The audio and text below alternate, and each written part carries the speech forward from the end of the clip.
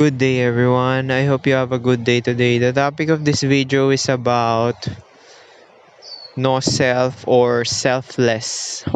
This is a Buddhist concept. I'm not a Buddhist. I just watch YouTubers who are Buddhists and read their concept. So let's proceed to the topic. There's a Buddha picture. If you search it on Google, you can see a Buddha picture who has hole on his chest, and that's the hallmark of an enlightened being or experiencing the no self or selfless. This is the goal of the Buddhist, to achieve enlightenment, no self or self realization or self realization. You realizing that there's no really self. So that's it's hard for the majority of the people to grasp this concept. They need to experience it for themselves first so they can understand. But I will just share my what I have read and based from my experience as well or knowledge about this no self or selfless concept of Buddhism. So majority of sentient being means um, living creatures are conscious. Living creatures are conscious, capable of experiencing pain, suffering, like, dislike, or this impermanent state. So the number one rule is the only constant or the only permanence is change. The only permanence is change.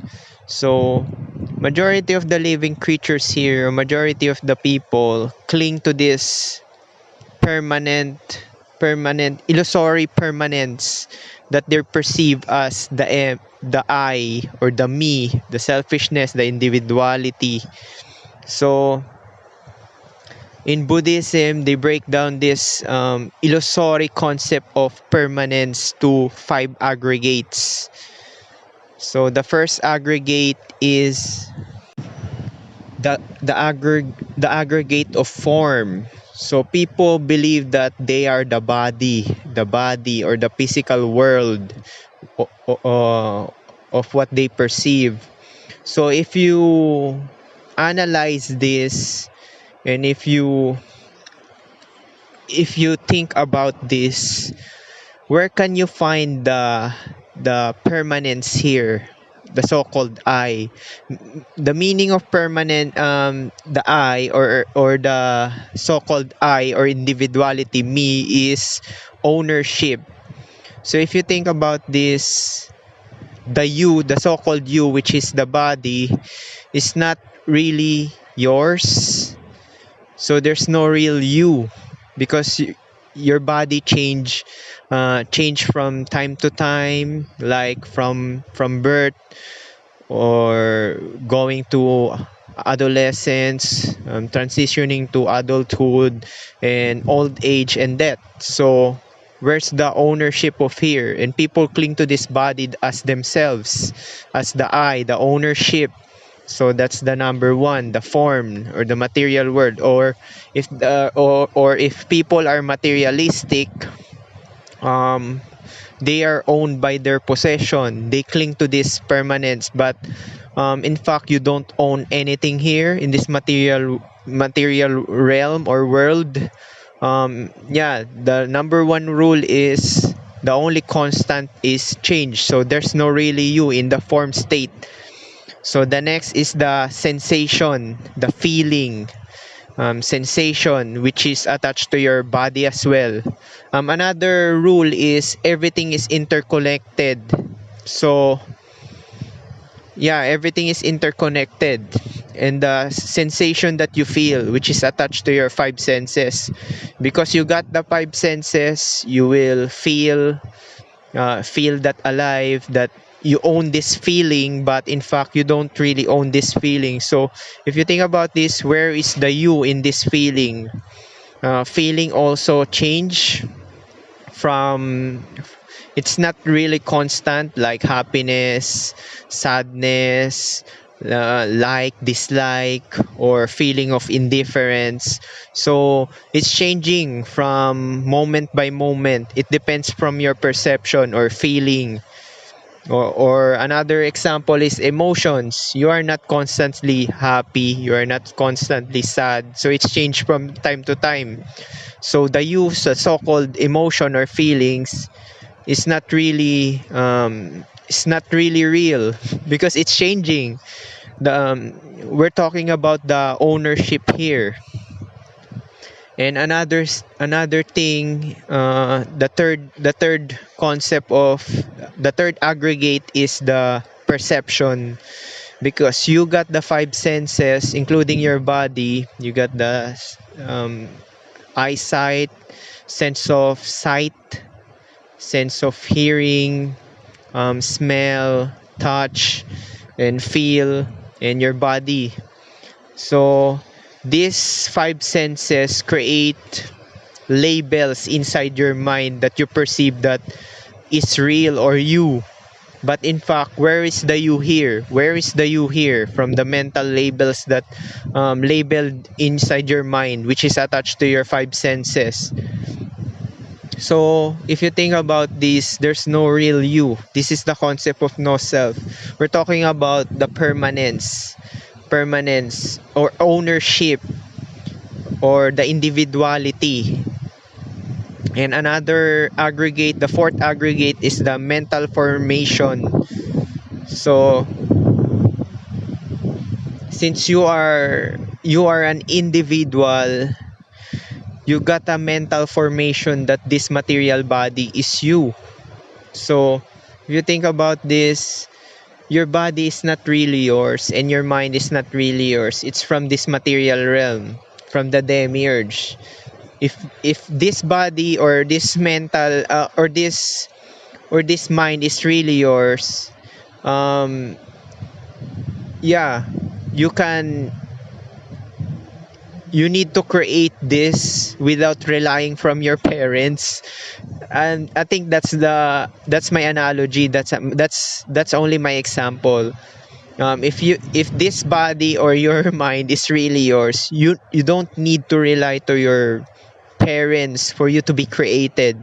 So so if this is the scenario, it means you, as a being, you are owned by your parents. So if you think about this, it's not really you, because you are just created by your parents through sex. So yeah. So that's the fourth aggregate, the mental formation. And the last aggregate is the consciousness.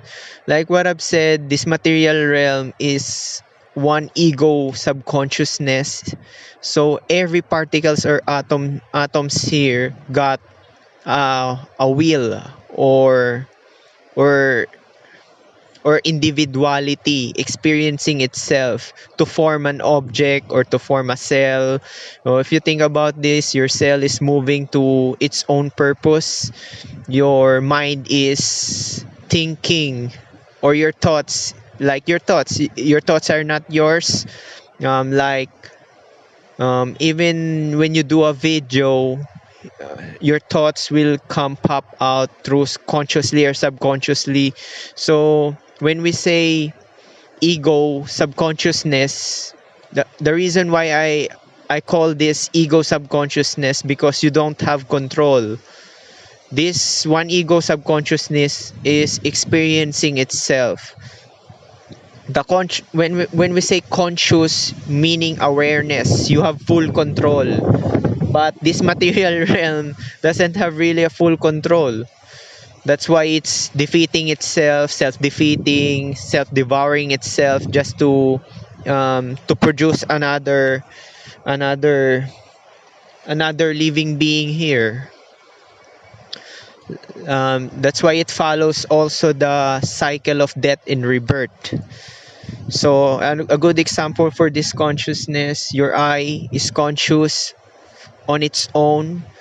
That's why you can see the screen or the images from your surroundings, and your nose got its own consciousness, or what we call purpose. I should call consciousness purpose, like your nose got its own purpose or consciousness. It is basically each of these sense each of these senses is relying from each other, so there's no really you. So why is this concept, these five aggregates are important to achieve the liberation of the consciousness? When we say liberation of consciousness, is to achieve enlightenment, or the no self, or selfless. um, in fact, Buddha did not believe about reincarnation. Yeah, Buddha did not believe about reincarnation. Reincarnation is this material realm is producing a bodies to be inhabited by this antimatter consciousness. When we say consciousness, consciousness um, is a continuous impermanent state that you cannot express it through words. I call this antimatter nothingness. Uh, yeah, antimatter nothingness, or emptiness. But Buddha believe in rebirth or samsara. So we have he believe he believe to a multiple lifetime. Right now, since you are living, you are different, but you are a different body from the other body, but both of you are experiencing or inhabiting this antimatter nothingness or non-existent energy. So that's why, um, because this material keeps producing a body here, so it is it is obvious as well that um, the antimatter, or the so-called unconsciousness, or this nothingness, will be used for the purpose of existence, to give the purpose of this body. So yeah, it's hard to explain this topic, but the reason why there's a death in rebirth is for the body to experience the no self, or the selfless state, or enlightenment. You will observe this as well when you surrender, or when you surrender your cling to this permanence, or to this illusion, or if you surrender yourself, this material body, your senses, your mental labels, or your consciousness, to the impermanence, that's the only time that your consciousness will be liberated. Samsara, let's talk about samsara. Is every death body will be the continuation of a new body, because you cannot control the NPCs or matrix people keep producing bodies here. So if there's a death, there's a new beginning from another body. To Gnostics, they call this cloning. To Buddhism, they call this rebirth, or samsara, death in rebirth. Every death body here will be a life from another body, if you get what I mean. Because like what I've said, this antimatter this unconscious state, or the nothingness, non-existence, or the no self, or some people say consciousness, is really a continuous impermanent state that you cannot tell if it's inside this closed system which we call the earth, or it's outside from this system. But I think it's both. And the ones experiencing the enlightenment, or detecting the emptiness, is your the so-called individuality body, individualized perception, individualized mental formation, individualized consciousness or subconsciousness. Yeah, I can call this subconsciousness, individualized subconsciousness, or ego. So yeah, the ones detecting this enlightenment state, or non-existent state, is the body itself. So but the Buddha did not tell tell us what will gonna happen if the enlightened being dies. Yeah, if an enlightened being dies, the you don't really know where you will go. But the most logical thing is the so-called individuality, or the body will cease its consciousness, and that's it.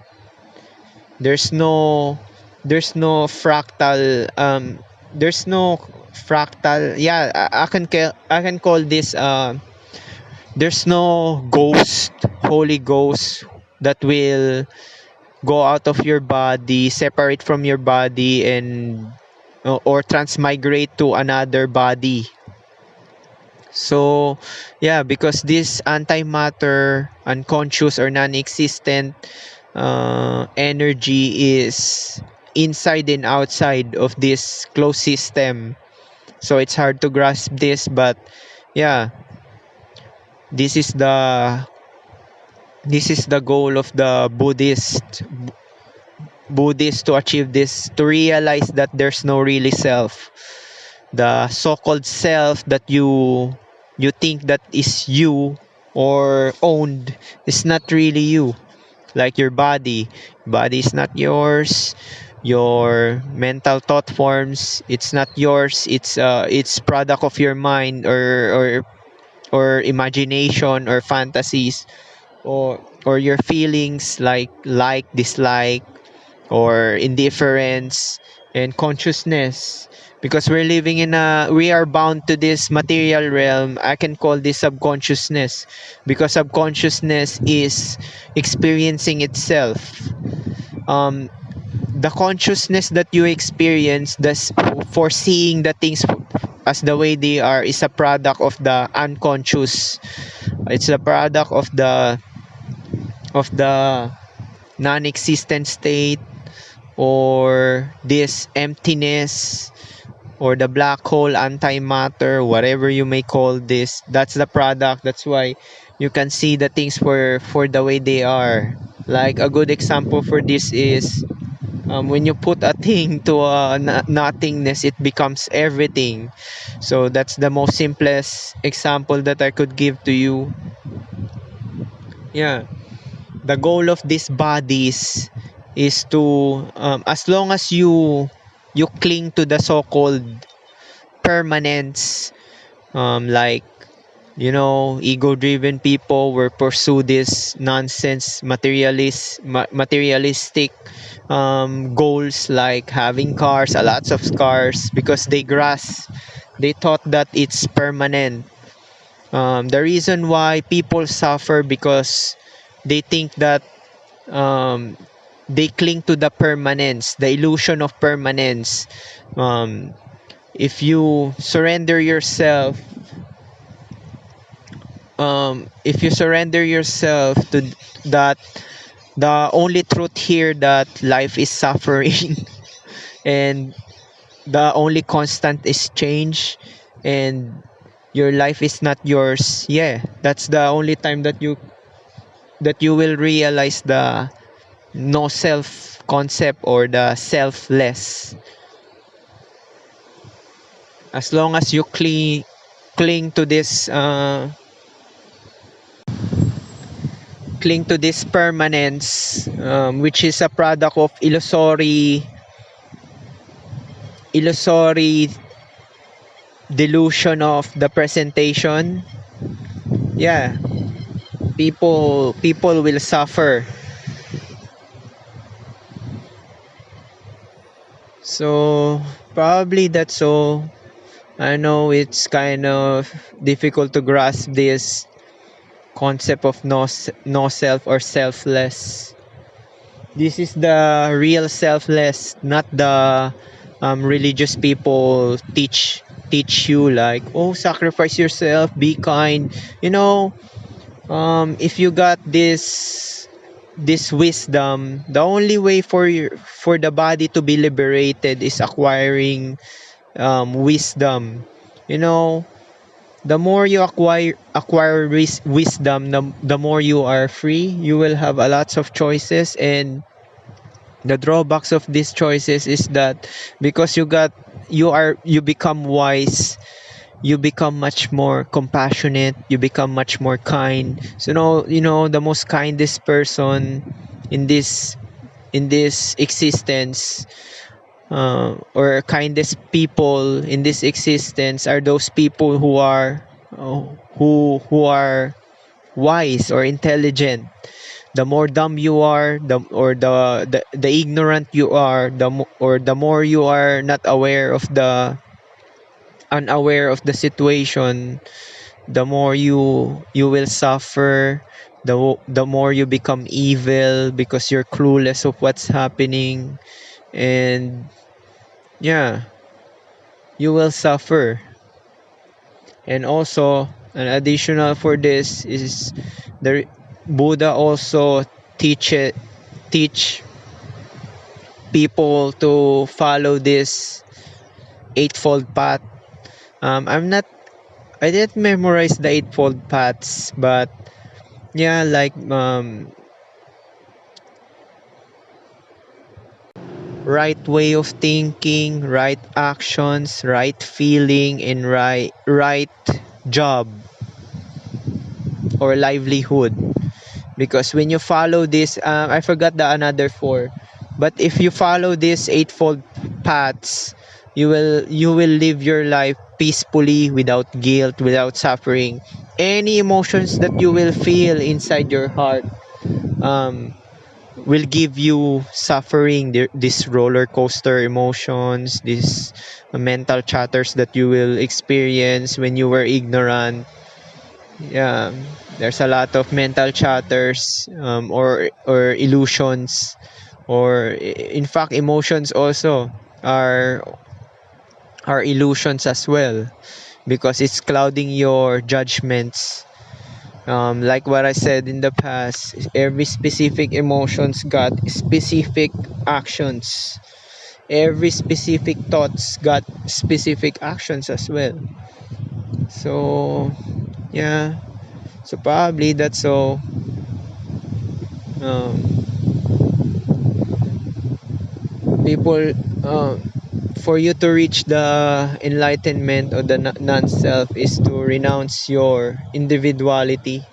The individuality is the demiurge, the so-called you, the body, the mind, and your what you thought in the past, or what you thought that as you, or these cravings or desires.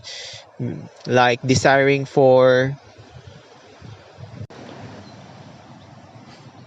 from external, desiring from external desires, like this freedom, in this material realm. Everyone praise each other for them to the so-called individuality to survive. So basically each one of us is selfish. So by accepting this and just live the best way as you can, without identifying from this demiurge's individuality, like you should achieve freedom freedom and comfort in all this shit. That's why a lots of conscious people here as well still stick to their job because they knew that if they seek for this freedom freedom from the matrix or from the society, basically they're not different from the Illuminatis. You're a parasite and you like those people who relies to the government. If you rely to the government, the the paycheck that you've got is from those people who are working in the job. like like in the western countries, the reason there's a lot of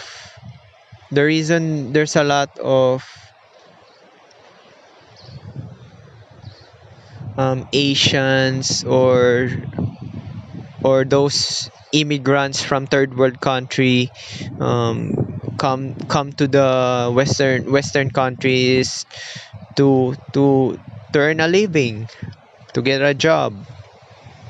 And then western people, I'm not generalizing, but most of the western people, um, they will rely to the taxes of the workers for them not to work, and rely to the government and file unemployment benefits and all this shit.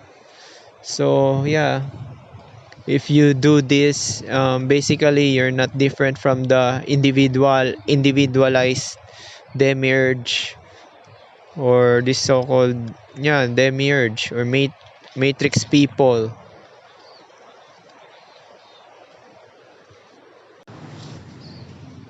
like seeking for your sovereign. Just accept the fact that you're living in an impermanent state. People cling to the permanence, the illusion of permanence, but in reality there's no permanence here. That's what they called the concept of me, I, or clinging to this permanent state. Yeah, the only way for you to liberate your consciousness is to just surrender.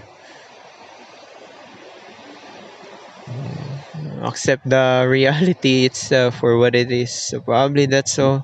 Peace.